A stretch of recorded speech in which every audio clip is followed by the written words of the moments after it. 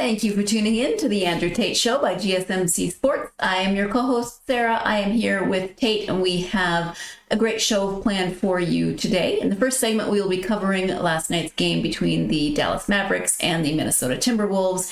Then moving on to college sports, talking about the SEC having no interest in Clemson and Florida State, and then also Utah and conference realignment. In segment 4, we'll move away from sports and into our entertainment segments, talking about a gender reveal gone wrong. And then make sure you stick around for segment 5 because it's Friday, which means Florida Man Friday. And we will be discussing more craziness out of Florida.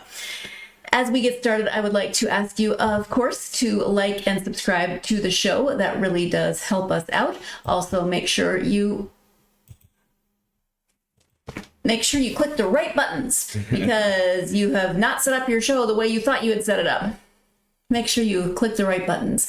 And we do get a lot of comments and questions that come in during the show. So if you'd like to go to GSMCpodcast.net, you can leave a tip or a donation that will ensure that we see your question or comment. It will put it at the top of our list. Then we can engage with that question or comment. Again, the link is at GSMCpodcast.net. Tate, how are you? Good morning. Hello, Miss Sarah. It looks like you were having some technical difficulties already there, but I set my screen up so that I know where everything was, but today I don't know, things were moved.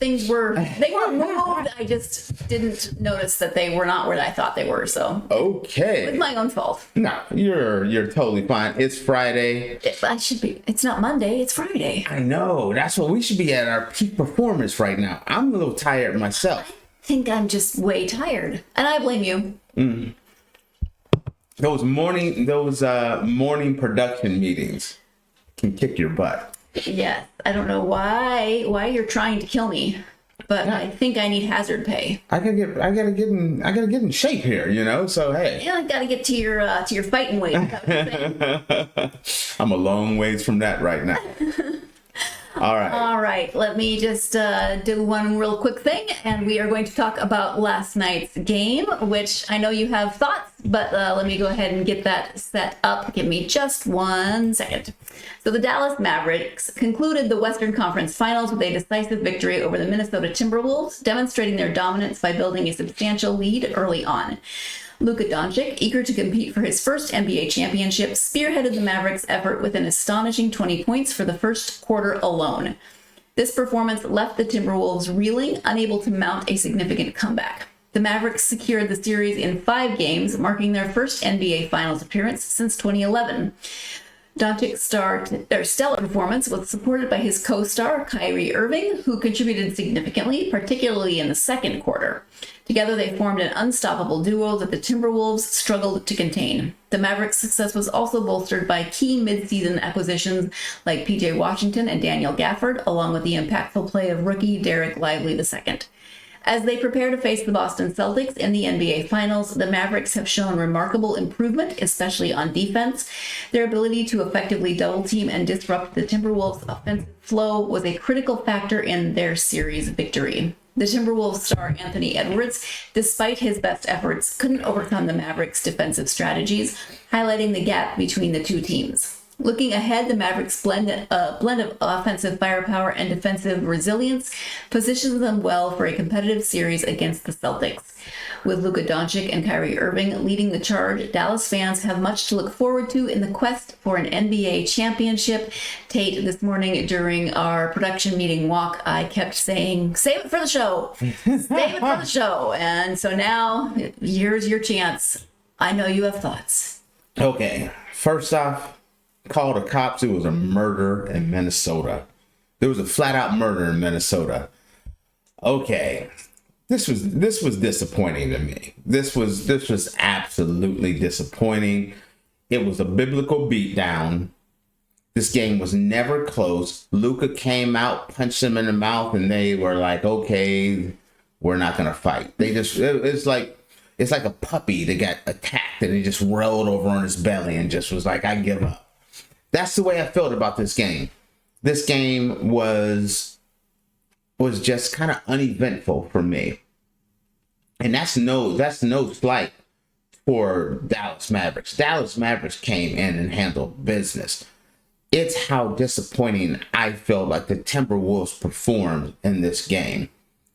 Very early on, I kind of felt like the Minnesota Timberwolves were like, you know what? We put everything we had in game 4 to make sure we wouldn't get swept.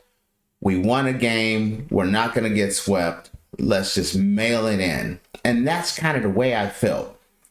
That's no slight toward Karl Anthony Towns. That's no slight toward Anthony Edwards. Those brothers, they came to ball. They came to play.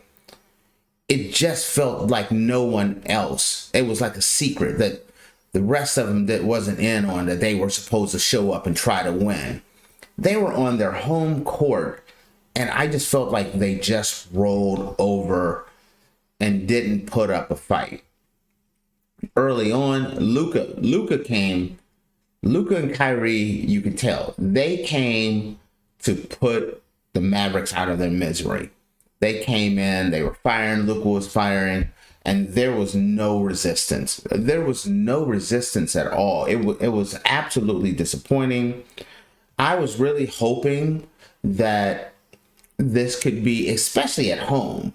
A lot of people were expecting, okay, the Minnesota Timberwolves, they're going to put up a big fight at home, try to force a game 6 in Dallas. And that's when a lot of people thought, okay, Dallas will close them out in Dallas.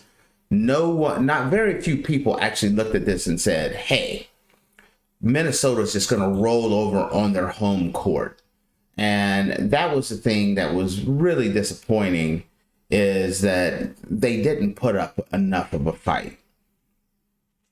You know, when you're talking about the MVP and Luka Doncic, Luka deserved the MVP. Luka was lethal this series. They went through and kind of early on established, that their dominance, winning early games. Luka was consistent throughout. Kyrie, great series as well. Only had one off game. Kyrie, if it wasn't for game 4, I think Kyrie would have had a say in who was going to be MVP. But Luka was absolutely consistent all the way through. I don't think anyone would have questioned that Luka doesn't deserve the Western Conference MVP. Now we go on to the finals that we're looking for. And there's some great storylines. You got Kyrie, who was after he left Cleveland, he went to Boston. He was loved in Boston.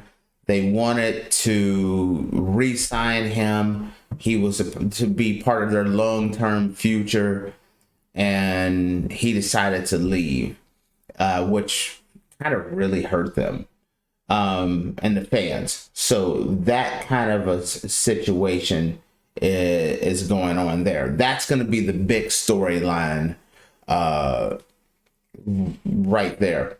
When I look at this and I say, who's the better team? It's gonna be Brown and Tatum versus Luka and Kyrie.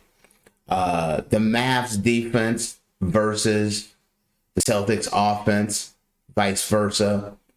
These are two teams that are very evenly matched up, and I was thinking about this even when the series was over, because I kind of, once the Celtics series was over, I kind of knew Dallas was going to win this whole thing as far as the Western Conference. So right away, you start thinking about, okay, how are they going to match up? Who's going to win this? And a lot of people are going to look at it and say the Celtics. This is going to be the Celtics year. I don't. I think these are two very evenly matched up teams.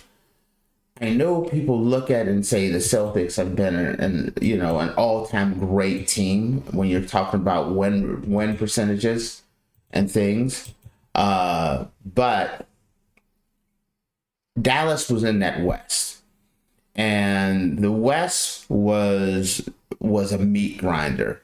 There, from top to bottom, the West, everybody in the West was good enough to be a champion. That's how good they were. When we're talking about the playoff contenders, all the way to the Lakers. So when I started looking at this, who's gonna win? Initially, on the surface, you initially think about the Celtics, but when I look at the way Kyrie has been playing with Luka, if Kyrie and Luka can get together and consistently put together games when they're both there, they have a major say. I don't think this won't be a quick series. This is a 6 or 7 game series. I don't think you will see no chance of a sweep on this one.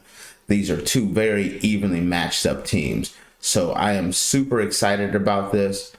I got to do some marinating before I determine who I'm going to pick in this one. You've got some time to marinate. Yes. So, but there's a little bit of me that's leaning toward the Dallas Mavericks. Leaning, but I haven't made that decision yet. I really want to break down the series and then figure out who I'm going to take, and then I'll bring it to you guys once we're there. Let's talk about Minnesota. Karl Anthony Towns, Rudy Gobert, Anthony Edwards.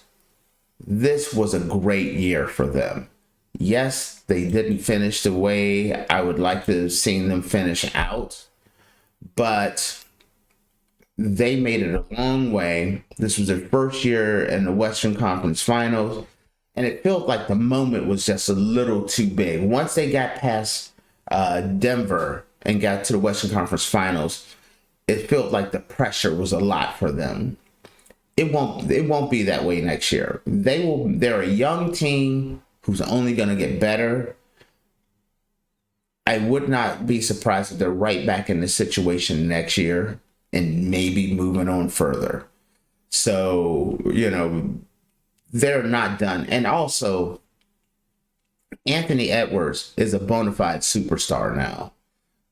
He was on the biggest stage, performed at a very high level, and I think I'm expecting big things from him next year. But now we're on to the finals. The NBA has a big problem, though, where the finals aren't going to start till June 6th. We are still in May. So it's a week before we get this. That's the only problem that I have with this whole situation is I feel like the momentum is kind of going to fade away. I wish these games were happening on Monday instead of on the 6th. That's my only big problem. It's going to be a while before we even talk about it again because it's a Friday and we will have a show on the following Monday. Yeah, so we're going to do some previews and things. Of course. So we'll be breaking this down to make sure everyone stays on top of it. Besides, I got to give you my prediction on who's going to win. And I really don't know because I think they're that evenly matched up that I'm looking forward to seeing, trying to figure out who it is and then giving you guys my prediction. All right, we'll look forward to that. We're going to take our first break of this episode when we come back. Moving on to college football and conference realignment and all of those things that keep getting more and more complicated. You are tuned in to the Andrew Tate Show by GSMC Sports, and we will be right back. I feel like I'm losing my mind. Is everybody in the world blind? Please, Lord, give me a sign, a sign. I feel like I'm losing my mind. Is everybody in the world blind? Please, Lord, give me a sign, a sign. I wanna be the greatest. Everybody on the fake shit. I look around and feel like everybody is the fakest. I make this every day and I'm impatient, hoping one day I blow up from the basement. Statement, the top is so vacant. I don't hear shit that I think is amazing. Waiting for my day when I'm playing sold out shows for 1,000 faces. Hey, give me that crown, get in my way and to be put down. It ain't your place, all this my town. If I want that shit, then I'll get it right now. I'm losing it, the noose it fits, some losing shit, a stupid myth. You choose to live or choose to dip, you choose to fight or lose your grip and lose a gift. I feel like I'm losing my mind. Is everybody in the world blind? Please, Lord, give me a sign, a sign. I feel like I'm losing my mind. Is everybody in the world blind? Welcome back to the Andrew Tate Show by GSMC Sports. In segment 1, we talked about last night's game between the Dallas Mavericks and the Minnesota Timberwolves and the ending of that series. As we get into segment 2, I do want to remind you that we do get questions and comments throughout the show. We would love to engage with those questions and comments. If you go to GSMCPodcast.net, you can leave a tip or a donation that will ensure that your question gets put at the top of our list, making sure that we see it, and we would love to engage with those comments. Again, that is GSMCPodcast.net. And now we move into segment 2. The SEC spring meetings have provided a treasure trove of insights and updates, but one of the most striking revelations comes from the college football insider Brent McMurphy. During an appearance on the Paul Feinbaum show, McMurphy made it clear that the SEC has no interest in expanding to include Clemson or Florida State. This declaration puts to rest a wave of speculation that has been building in the college football community. McMurphy's comments were not isolated. He emphasized that despite the prestige and competitive edge that both Clemson and Florida State would bring to the SEC, the conference is content with its current membership and does not see the need for further expansion. This stance is particularly noteworthy given the ongoing shifts and realignments in other conferences, most notably the Big Ten and Big 12. The future of Clemson and Florida State has been a hot topic, especially with the growing dissatisfaction within the ACC. According to McMurphy, both universities are likely to leave the ACC, potentially sparking significant legal and financial ramifications. Reports suggest that these institutions are exploring every possible avenue to exit the conference, driven by a desire for greater financial stability and competitive opportunities. The potential departure of Clemson and Florida State from the ACC is fraught with legal challenges. Both schools would face hefty exit fees and possible litigation from the ACC, which aims to enforce its grant of rights agreement. This agreement ties media rights to the conference, making a clean break not only complex, but also costly. The legal battles that could ensue might set precedents for future conference realignments, impacting how contracts and agreements are structured and enforced in collegiate sports. Schools considering similar moves will be watching closely to see how Clemson and Florida State navigate these turbulent waters. The possible departure of Clemson and Florida State from the ACC signals a broader trend in college football where financial considerations increasingly drive conference affiliations. Schools are seeking stability and growth in media revenue, which significantly influences their ability to attract top talent and maintain competitive programs. For the ACC, losing 2 of its most storied and successful programs would be a severe blow, potentially diminishing its stature and appeal. This scenario could trigger a domino effect, prompting other schools to reconsider their positions within the conference. The SEC's decision to refrain from pursuing Clemson and Florida State highlights its confidence in the current structure and competitiveness of the conference.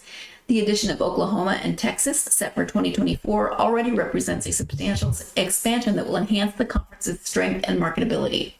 By maintaining its current lineup, the SEC avoids the complexities and potential disruptions associated with further expansion.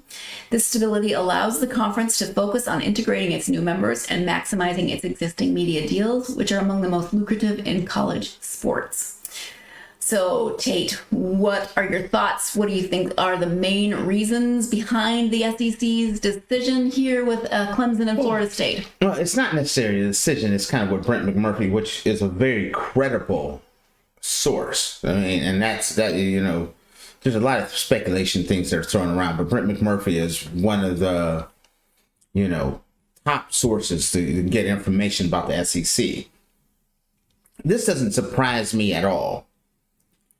Did anyone think Florida wanted Florida State in the SEC? Because the answer is no. Did anyone think South Carolina wanted Clemson in the SEC? The answer is no. So that didn't surprise me at all. Right now, the SEC is in a really good place, and they're not looking to add anyone else. They've added Texas, they've added Oklahoma. I have always thought the SEC has never been looking at expanding north, but expanding more south. If you told me the SEC wanted to look at bringing on an Oklahoma State or Baylor or Texas Tech or TCU, I think that makes more sense to me. But going in and bringing in Florida State when they already have Florida, bringing in a Clemson when they already have South Carolina, that didn't sound like what they really wanted. And Brickman Murphy said he still thinks confidently these two schools are leaving, but they're going to end up in the Big Ten. Now, with that being said, I think the SEC is being short-sighted. I think this would be a catastrophic mistake by the SEC. Very short-sighted. And here's the reason why. The Big Ten is becoming a coast-to-coast conference. It is a coast-to-coast conference already. And if you look around, and they're going to roll over and let the Big Ten get into the state of Florida, because if they take Florida State, don't be surprised if they don't take Miami as well. If they take Clemson, don't be surprised if they don't try to get North Carolina as well. But the big thing is, you do not want the Big Ten to get a footprint in the SEC or in the South, the Southeast. The Big Ten is everywhere. They have the East Coast covered. They have the Midwest covered. You know, they have even the mountain area covered. And now they have the West Coast covered with Washington, Oregon, USC, and UCLA. The one area they don't touch is the Southeast. And the king of the Southeast is, of course, Texas and Florida. You do not want the Big Ten to get a foothold in Florida. And that's why I look at it as short-sighted. Because if the Big Ten takes Florida State and Miami, I could see that long term the SEC regretting that move. Not to mention if somehow they decided to take a Florida State, Miami, Georgia Tech in the city of Atlanta and Clemson, they would instantly have a major footprint in the Southeast, and it would long term start to become a problem for the SEC. So that's the reason why it didn't surprise me, because I knew South Carolina and Florida does not want them in. But if you start thinking about it long term, it's a bad move. It's short-sighted. The one thing the SEC owns and controls is that Southeast, and they have a chokehold on it. But don't think the Big Ten hasn't been eyeing the Southeast. Don't think that the Big Ten, if they can come in with and bring in 2 or 3 or 4 marquee brands out of the Southeast, they won't do it. If you look around and they already have Ohio State, they have Michigan, they have Penn State, they have USC, they have Washington, they have Oregon, they have UCLA, they have Nebraska. Now, if you mess around and you let the Big Ten take Florida State and Miami and Clemson, maybe North Carolina and maybe Georgia Tech, then it becomes it's instead of it being SEC and the Big Ten controlling things, I could easily see a scenario where the Big Ten just controls it all. This is short-sighted.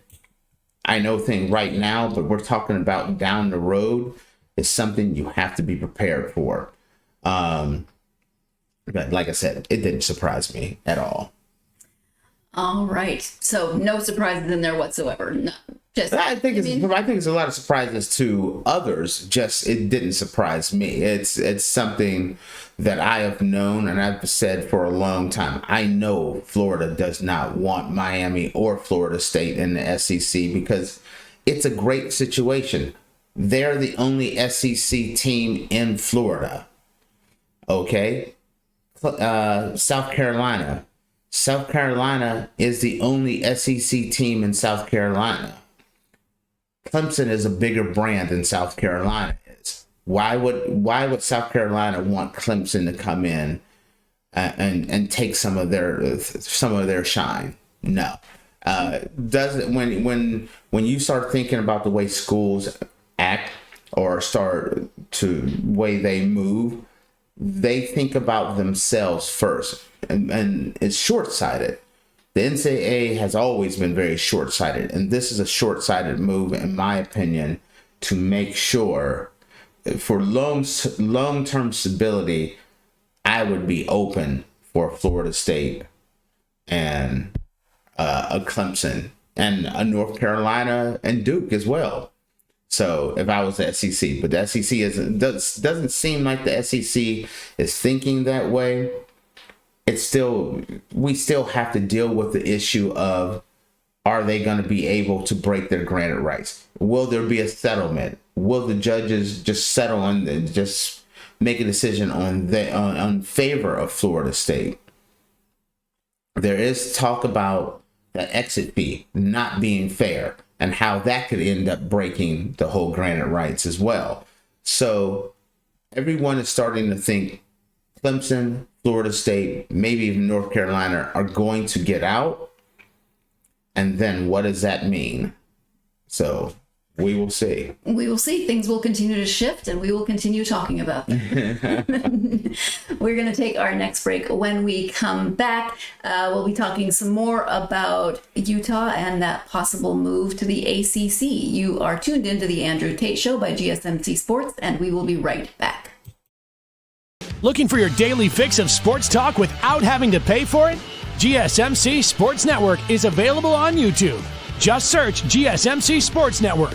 Get your fix of daily sports talk shows on YouTube, absolutely free. NFL, college football, NBA, MLB, MMA, UFC, fantasy football, and so much more.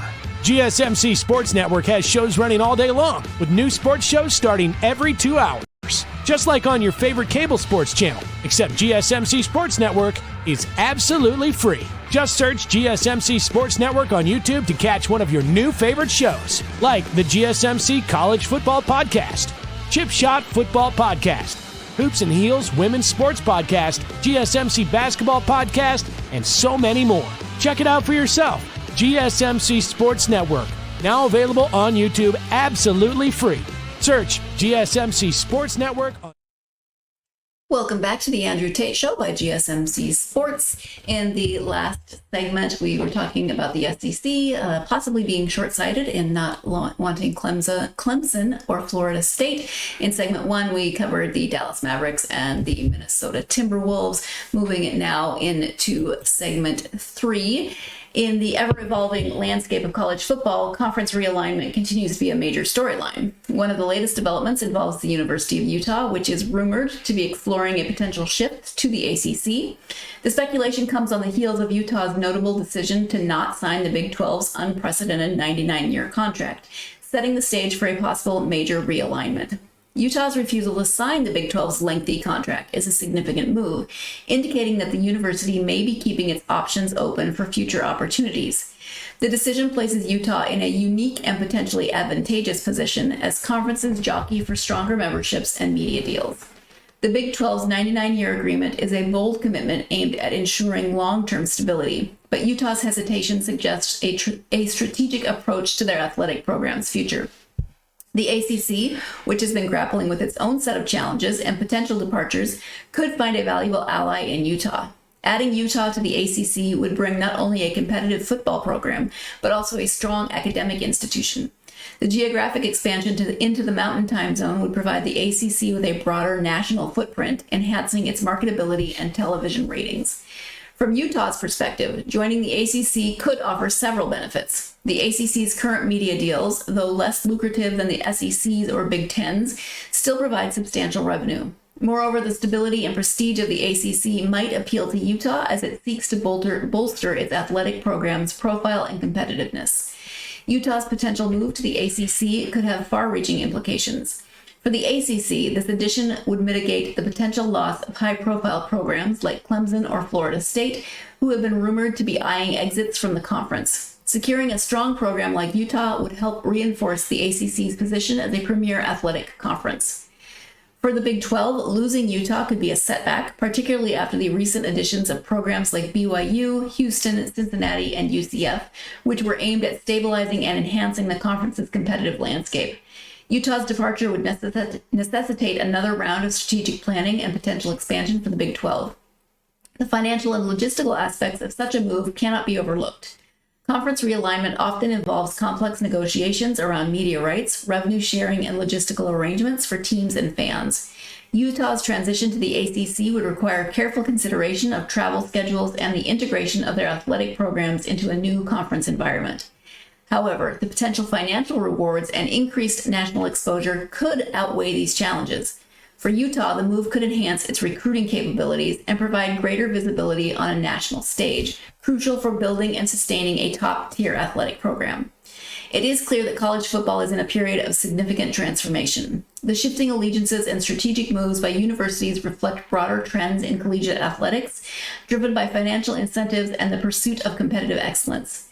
Utah's potential move to the ACC is a story to watch closely. It exemplifies the dynamic nature of college sports, where institutions must constantly evaluate their positions and make strategic decisions that align with their long-term goals. And that's that one sentence, Tate. It is clear that college football is in a period of significant transformation. I think it's an understatement. Just a smidgen. Statement. What do you have to say about all of this? Okay. Now, there's a few sides to this story. First off, there's speculation that Utah wants out of the Big 12 before they ever got in. They're not in the Big 12 until this year. Now, but does it surprise me? No. Utah did not want to leave the SEC. The Pac-12. And they didn't want to go to the Big 12. But once Colorado left, and then Arizona and Arizona State left, they were kind of given no choice. The one unique thing was when Colorado and Arizona State, they all had to sign that 99-year agreement. Utah, that was part of their condition. They weren't going to sign that 99-year agreement. That means they're able to become a free agent and move a lot sooner, where other ones will not be able to move. And does it surprise me that they're looking at the ACC? Well, where they really want to be at is in the Big Ten. And Utah cares about, they want to be a major sports program, and they are. But they're also a major academic program. And the best place to be for academics and research is the Big Ten. Nowadays, with the Pac-12 gone, the second best place to go for academic and research is the ACC. And that's the reason why the Big 12 is kind of concerned. Will Utah try to jump ship and go to the ACC? It means a little bit more money, which is right now incredibly important. On the other side, for the ACC, it's a no-brainer. At some point, you're going to lose Florida State and Clemson, maybe even North Carolina, maybe Duke. You're going to lose some major players.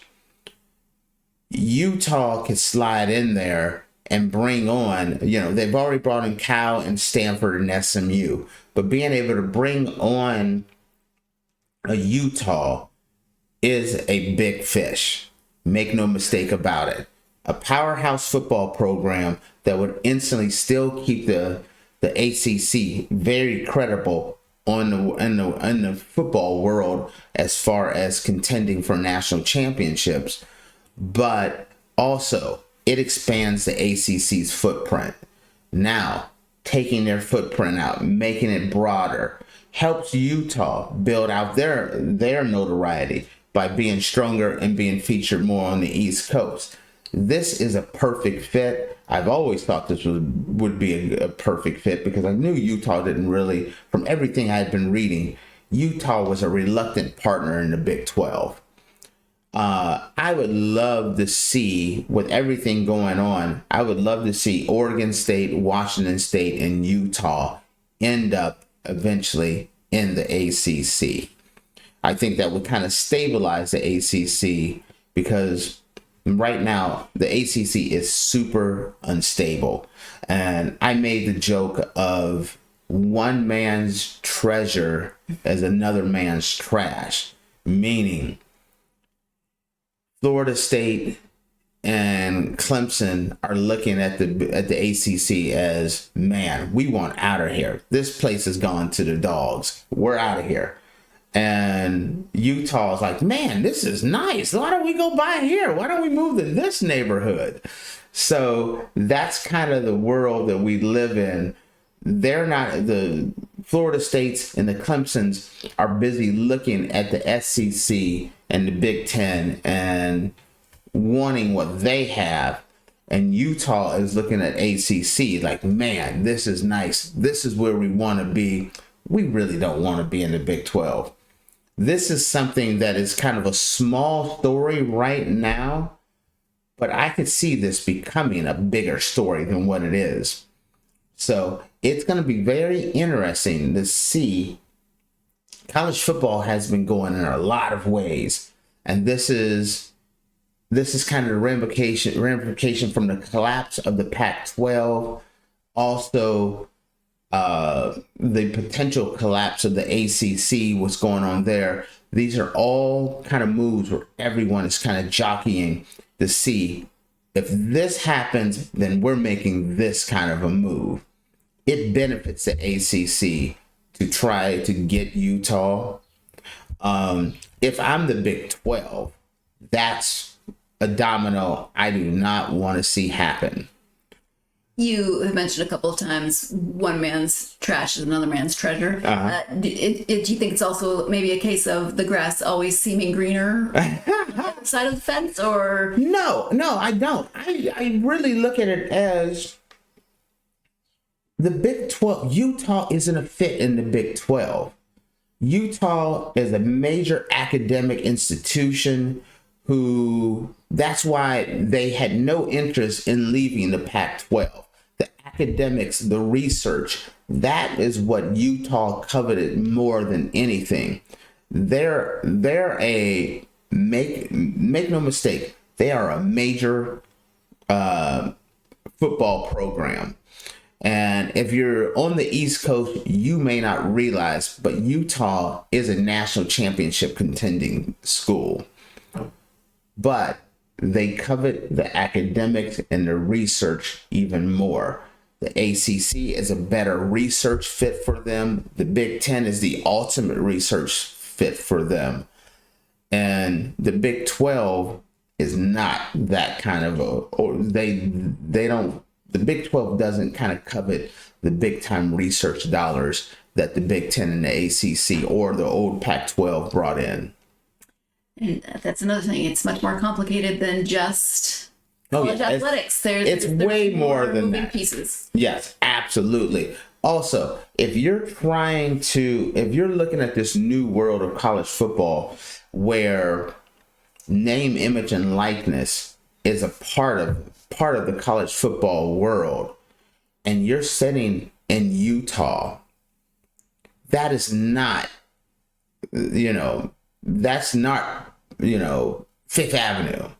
Being able to be in an East Coast conference playing, the likes of the North Carolinas, the Dukes, the Clemsons, playing Boston College and Pittsburgh and things like that, those major East Coast schools, give them a lot of visibility where they're on East Coast time zones playing in major East Coast teams. It's a much better fit. All right. Well, as I said with the last segment, this is going to continue to evolve.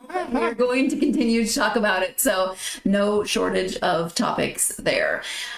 We're going to take our next break. When we come back, a gender reveal gone wrong. You're tuned in to the Andrew Tate Show by GSMC Sports, and we will be right back.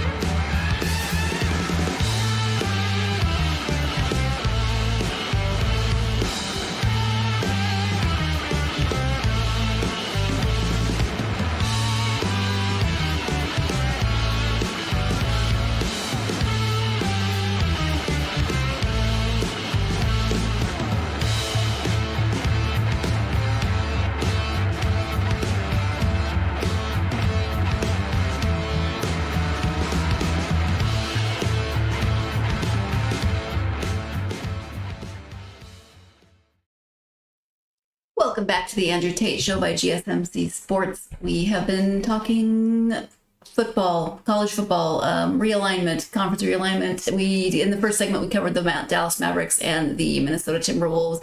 In the second segment, we talked about the SEC not wanting Clemson or Florida State. And then in this last segment, segment 3, we talked about Utah potentially going to the ACC. Now we are moving, as I said, into our non-sports, into our entertainment segments. And Tate, have you ever been to a gender reveal party? I have not. I've only seen them on social media, and sometimes they do not quite actually work the way they're supposed to. Keep going viral, and not for good reasons usually, right? I mean, I think there's been recent cases where people have died because of gender reveal Oh, crap. parties. No, I didn't know about There was that. case a couple years ago where the gender reveal started one of the major wildfires in California. I remember that as was well. Huge fines. This one isn't quite so dramatic because I didn't think death seemed terribly entertaining. But, I guess it can be. But there was a moment for a Houston-based woman, Veronica Fernandez, when she got shot by a dart at her sister's gender reveal party. Yeah, she got taken down like a Cape Buffalo. Not quite, but No pun intended. I haven't seen this woman, so I'm not trying to throw no shade at her now. Veronica said, after convincing my sister and brother-in-law to let me and my family throw them a gender reveal, my brother-in-law agreed if it involved something cool. So we decided on real darts and a huge balloon. His idea, not mine, she said. Long story short, it's reveal time, so of course I want the best view of my sister's reaction and stand directly across. Never in my wildest dreams did I expect the dart to go straight through the balloon and into my foot. I look down because I feel a pinch, and there it is, a big dart sticking out of my foot. Maybe it was the adrenaline, but I had no clue until I looked down. That's when the panic sank in, and I am not a needle person. As it was, so when I saw that, I immediately began to panic, thinking about nerve damage, or I'm going to bleed out. Thank you, Grey's Anatomy. I refused to let anyone touch it, so somebody called 911, but the fire department says they can't remove it, so they send me to the ER. Luckily, everything was okay, and all I needed was a tetanus shot. Kids, don't do this at home, or better yet, don't do it at all. Never want to see another dart in my life, she said. And this, of course, this is an older gender reveal story, but it did go viral, and we keep getting viral gender reveals, not usually for good reasons. It went viral on TikTok, where it had over 4.5 million views. Okay. First off, she's kind of lucky it went into her foot. Yeah. You know, it'd be different if it hit her in the neck. She really would have went down like a Cape Buffalo. The eye. Well, yeah, it's all fun and games, so now I get poked out. You know what I mean? That's what they say. Okay. Yeah, these gender reveals are getting out of hand.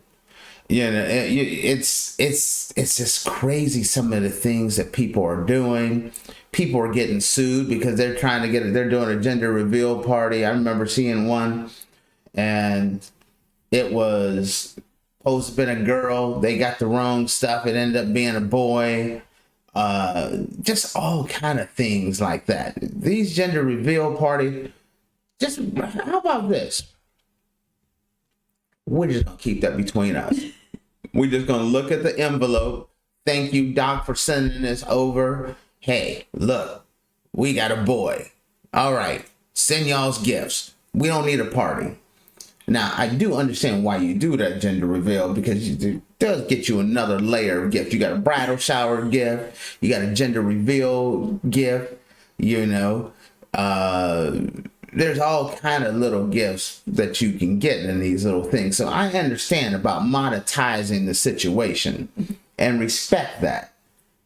But y'all gotta chill on these gender reveals. People are going to the great beyond because of these gender reveals.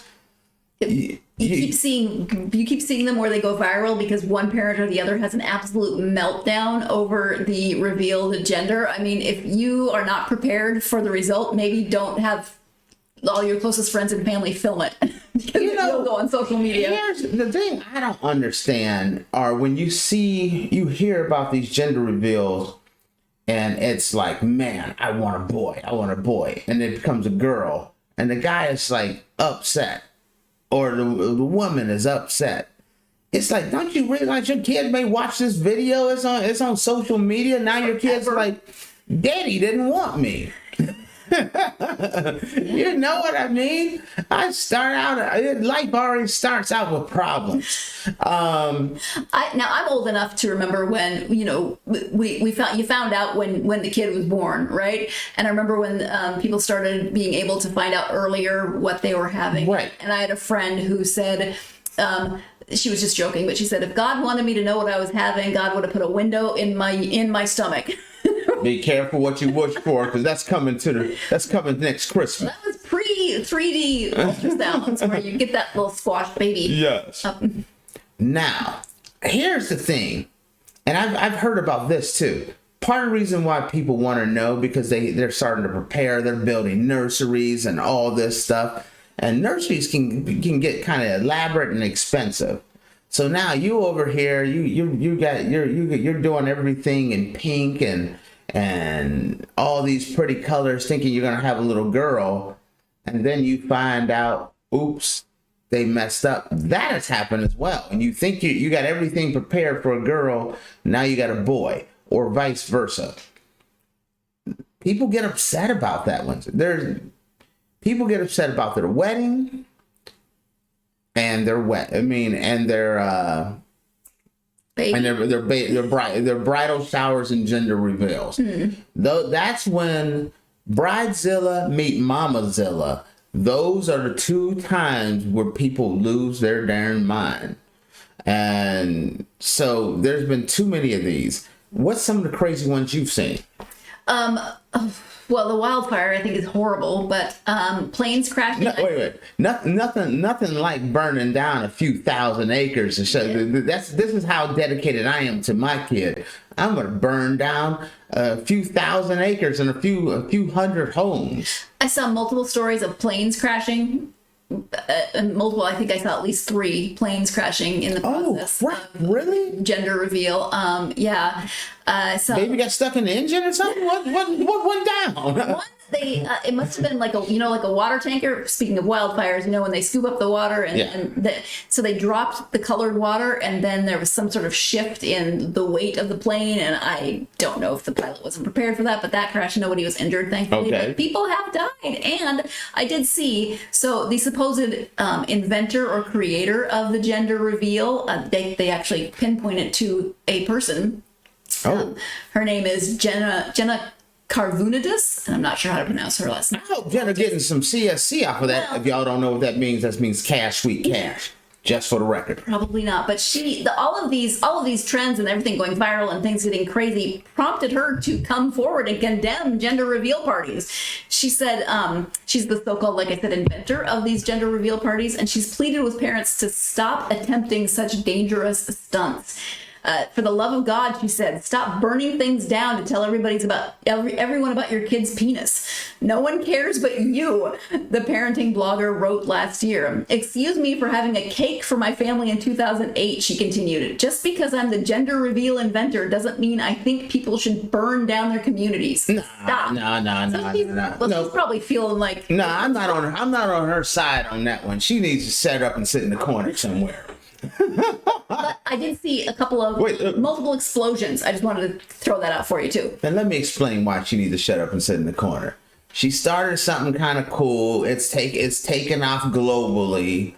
And yes, there are some things that go wrong in some of these gender reveals, but there's a lot of good that happens. So focus on the good and stay off the bad. That's kind of like Henry Ford coming out and being like, these cars are killing people. I'm sad I invented this. Why don't we stop doing cars? No, you're not going to do it. You hope for safer practices, but the car's out of the garage now. No, you don't take it away. Gender reveals are a good thing. They can be fun for the family. The mom gets a little extra attention. The grandparents gets a little bit of love and a little bit of excitement. It's spreading a little happiness to everyone. Just don't kill anybody while doing it. I think it's the wanting to, keeping up with the Joneses or being more impressive than your sister, cousin, best friend's gender reveal. You have to go bigger, bigger, bigger. And then you end up burning down half of California, or something explodes or what have you. Yeah, Bobby jumped through a hula hoop with blue smoke. So I'm going to have a plane fly through a hula hoop with flames. That whole one-upsmanship, that's what's causing the problem. It is not gender reveals. It is idiot people doing that. That's the problem. You have to know who's doing those gender reveals.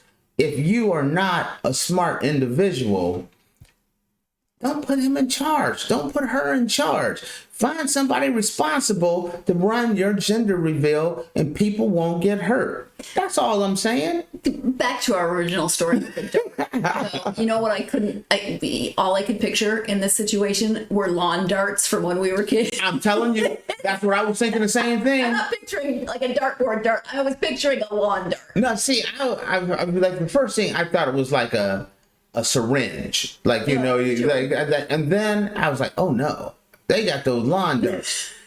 For y'all that don't even know, y'all didn't grow up during our time. Feral time of the 80s. We had these things called lawn darts. They were like javelins that threw through the air, and people got taken out tons of times. I used to love those things. They eventually got banned. You were supposed to throw them into like a hula hoop sort of looking. Yeah, no, we had a. No, I'm just double checking because I'm younger than you. So no, we had those suckers. You listen. My brother had them. You could kill a neighbor and not get in any trouble. It was like, hey, sorry, we were playing lawn darts. Cops like, oh, we understand. Let's just pick the body up and let's roll out. It's amazing any of us survived the 80s. Let me just say. I played many mean games of lawn dart. Lawn dart was replaced with cornhole. That's what happened. Cornhole is a safer version of lawn darts. That's all it is. Lot lower stakes. Let me just say. All right, on that note, we're going to take our final break of this episode. When we come back, it's Florida Man Friday. Are you prepared? You are tuned in to the Andrew Tate Show by GSMC Sports, and we will be right back.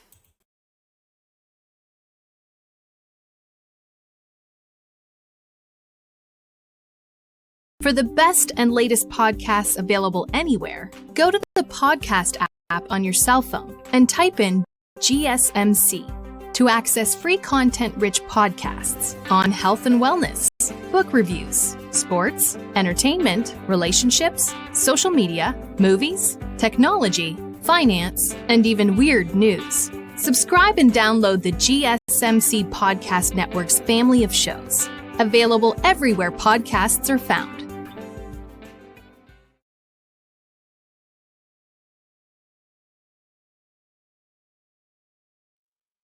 Welcome back to the Andrew Tate Show by GSMC Sports. Before the break, we were talking about a gender reveal gone wrong. Thankfully, not terribly wrong. I have a transitional story into Florida Man Friday. So transitioning, segueing, if you will, from gender reveal to Florida Man, because I did find one story where a Florida couple used their pet alligator for their gender reveal.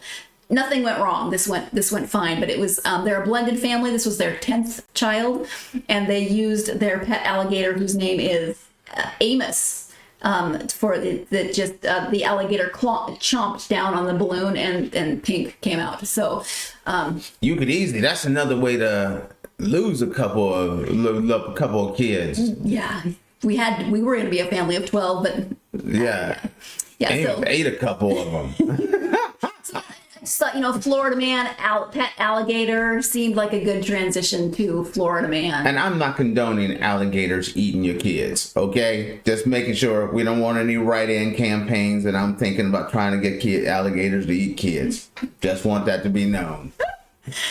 Just the balloon, just the chomping down on the black balloon to reveal the pink that was in there. All right. Anyway, Florida Man, I recently discovered that there is a Florida Man birthday generator. So you can type in your birthday and find out the crazy Florida man or woman stories that happened on your birthday. So Tate, we're going with your birthday today. Oh, I snap. typed it in. Okay. This story is from 2020. Florida Man story generator. That's Florida weird. Man story. What happened in Florida on your birthday? So a Florida man committed several crimes and brought a child with him while doing so.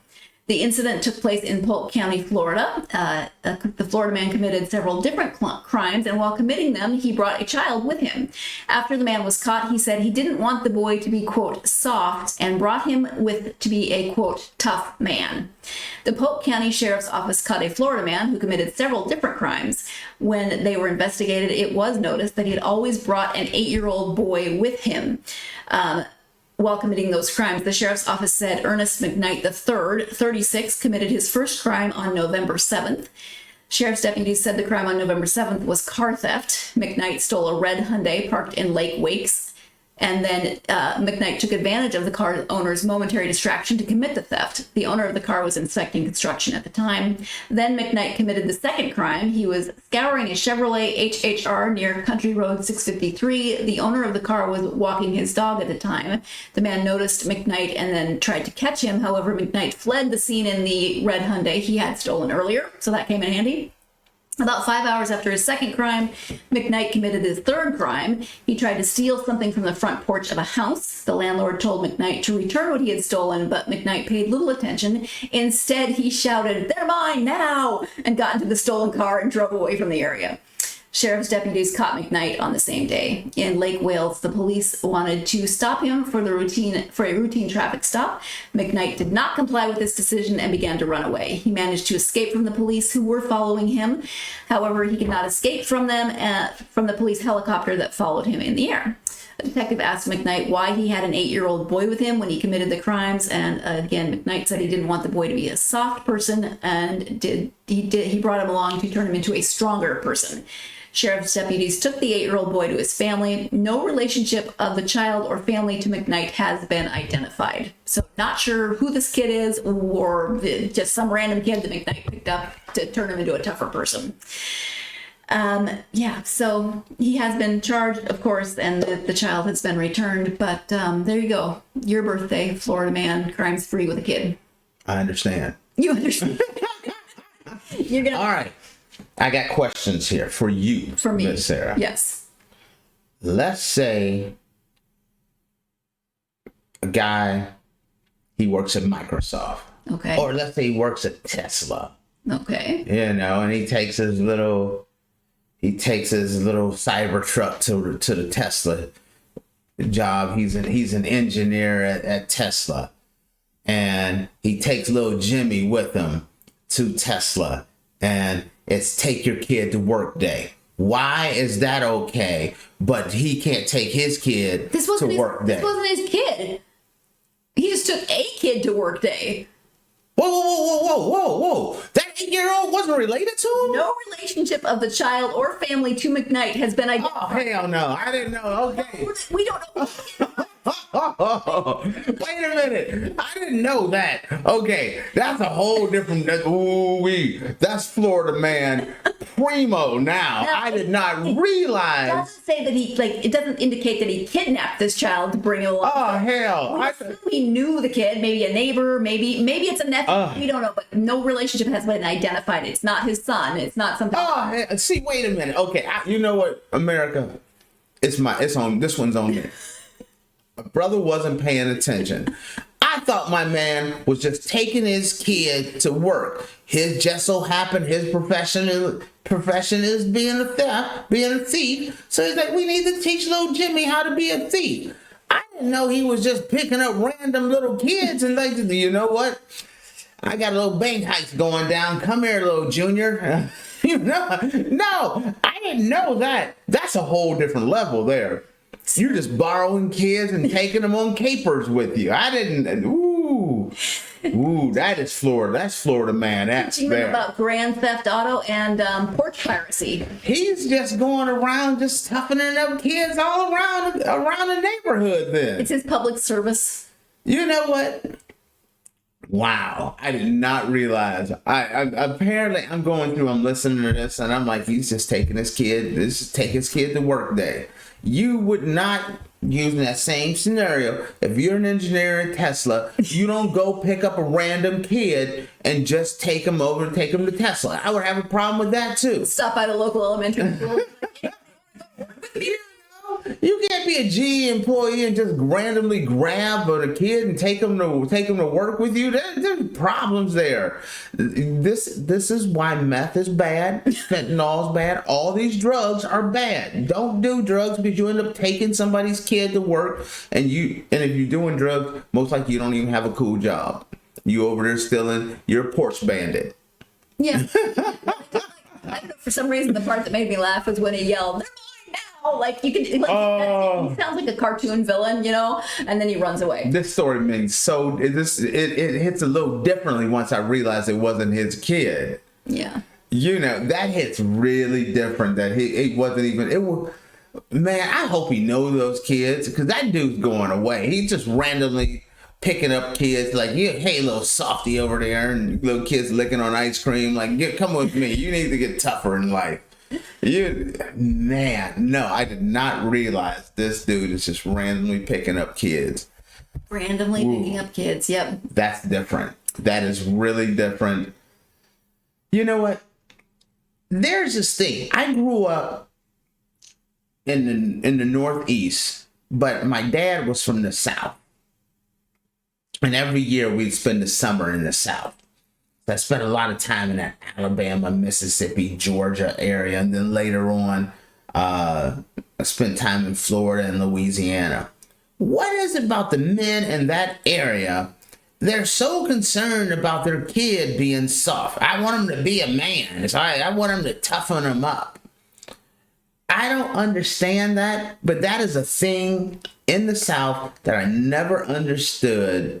And it's like, if I take him on the bank heist, that'll be enough to get him, toughen him up enough. I grew up in Montana, and there's a similar mentality of, you want tough men, but it's more hunting, fishing, those sorts of things, not bank heists. And what is pulling a bass out the water? A pound and a half bass, that's gonna toughen them up. Well, if that's the case, then I should be a pretty okay man because my dad took me fishing and camping, and that is a mentality though from those areas where it is important that their kid is toughened up. It makes no sense because none of these, like looking at this dude. We're going to forget about that wasn't his kid he was taking with him. What about, hey, I'm going to go steal some packages off the porch? That's going to, how is that going to make him tougher? Right. hey, we're gonna carjack a fool. How does that make you tougher? None of those things truly make you tougher. It just shows kind of a dumbass mentality a little bit, if anything. And even if it does make you tougher, it doesn't make you a better person. Like you're not kind to animals and people, or I don't know, whatever your definition of becoming a better person is. All that does, when you look at this dude and you're like, this is gonna make you tougher. No, it's just gonna teach your kid how to be a crook and a thief, so he ends up going to prison where he's gonna get beaten up anyway. So is that what's like? Eventually, it's a process. They're playing 3D chess. They're like 4 moves ahead. Well, we're gonna get him going down the wrong path, so he ends up in prison where he's gonna have to fight more, and then eventually he's gonna be tough, but he has no future. So it's gonna be over. I don't understand this whole mentality about making kids tougher. I'm wondering, from little Jimmy's perspective, what his thoughts on the day were. Did he just think he was out on an adventure with his uncle / friend / random dude who picked him up? Okay, if you're a little kid, a little 8-year-old, and you're going out and you're doing some bad things with your old neighbor, it is kind of cool. Like, he's like, wow, he went over there and just took the package. Or the kids know right or wrong. He stole a car first, so he was probably giggling about took somebody's car. I've been looking at that car across the street for a week, and now it's like I'm riding in this bad boy. They stole a Hyundai, so it's not like it was anything terribly exciting. Also, ladies and gentlemen, if you're going to go into car thievery, don't